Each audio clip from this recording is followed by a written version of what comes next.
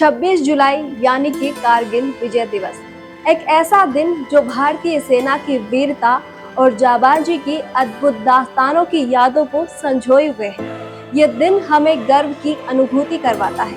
इस दिन को याद करके हमारे जवानों के साथ साथ देश की जनता के सीने भी शान से चौड़े हो जाते हैं। हमें फक्र है हमारे कारगिल वीरों पर। भारत के इन वीर जवानों ने हमेशा ही देश की रक्षा के लिए अपना सर्वस्व समर्पित किया है और इस असीम समर्पण की शान धूमिल न हो पाए, इसलिए वर्तमान सरकार ने कश्मीर घाटी को लेकर कई क्रांतिकारी फैसले किए हैं, जिससे यहाँ शांति कायम की जा सके।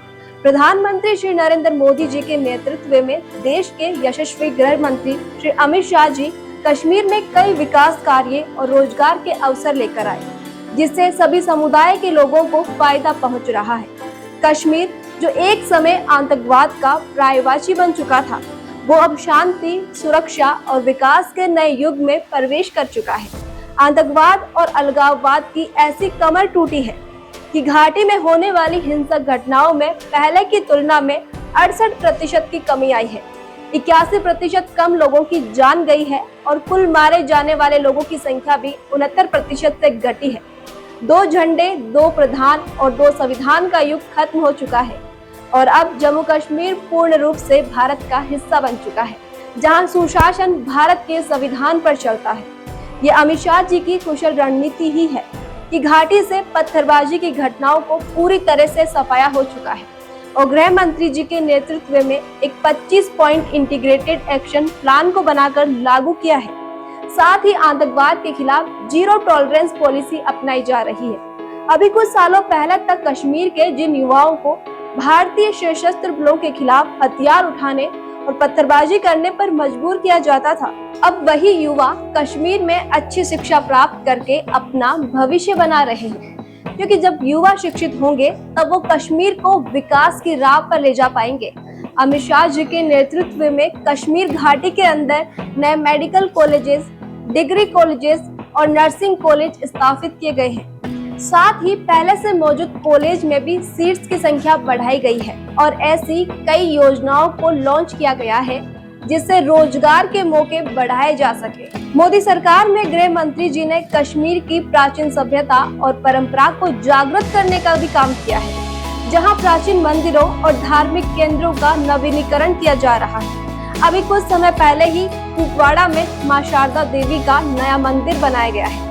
विगत कई दशकों से देखा गया था कि कश्मीर में होने वाली हिंसक घटनाओं के चलते अमरनाथ यात्रा के लिए आने वाले श्रद्धालुओं में कमी आ रही थी, पर हाल ही के समय में हिंसक तत्वों पर नकेल कसने और अमरनाथ यात्रियों को अधिक सुविधाएं प्रदान करने के कारण अमरनाथ यात्रा पर आने वाले लोगों की संख्या दिन ब दिन बढ़ रही है। माता खीर भवानी के मंदिर सहित करीब 123 ऐतिहासिक जगहों, जिनमें कई मंदिर और सूफी दरगाह शामिल है, उनकी मरम्मत और नवीनीकरण का काम भी किया गया है। कश्मीर की महान सांस्कृतिक धरोहर माने जाने वाला वित्सता महोत्सव भी कई सालों बाद आयोजित किया गया है।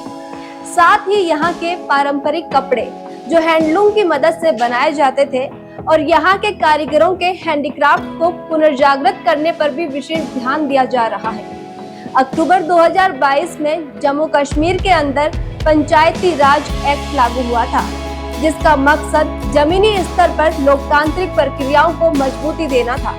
कश्मीर की सत्ता और शक्ति जहां कुछ राजनीतिक परिवारों जैसे कि मुफ्ती और अब्दुल्ला के पास ही थी, अब वो आम आदमी के हाथ तक पहुंच चुकी है, जिसका नतीजा ये हुआ कि ब्लॉक काउंसिल इलेक्शन में 98.3% वोटिंग हुई थी और वो भी बिना किसी हिंसक घटना के।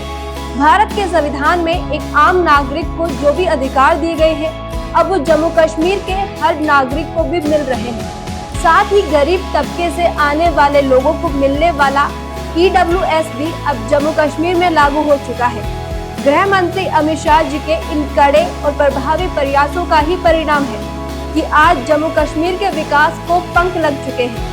आतंकवाद के कारण जहां राज्य के विकास को हमेशा से ही नजरअंदाज किया जाता था, वो 5 अगस्त 2019 को आर्टिकल 370 हटने के बाद से पूरी तरह बदल चुका है, जिसका परिणाम ये हुआ कि राज्य की सुरक्षा व्यवस्था बेहतर हुई है और यहाँ पर्यटन भी बढ़ रहा है। साल 2008 में जहां जम्मू कश्मीर के अंदर महज 76 लाख पर्यटक आए थे, वो आंकड़ा 2023 में 2 करोड़ के पार पहुंच चुका है।